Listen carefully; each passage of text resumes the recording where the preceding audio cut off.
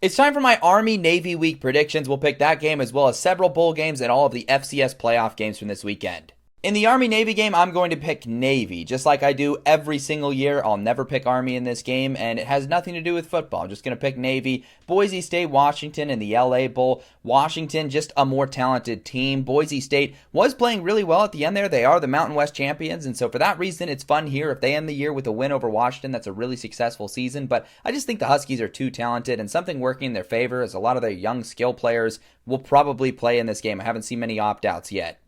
Next up, we've got the Cure Bowl. Old Dominion, South Florida, both turning in fantastic seasons by their standards. Unfortunately, we've already had some opt-outs here. Neither quarterback is going to be playing in this one. I do think the Bulls are overall a more talented team, so I think they'll win, but just a tough game to predict because of the opt-outs. Troy, Jacksonville State in the Salute to Veterans Bowl should be a good one. Troy, I think, is the more physical team. Jacksonville State, over the last two seasons, despite all the success they've had in the CUSA, they're 1-3 versus Sun Belt teams. I think there's layers to this sport, even in the group of five, and so I think Troy shows that here.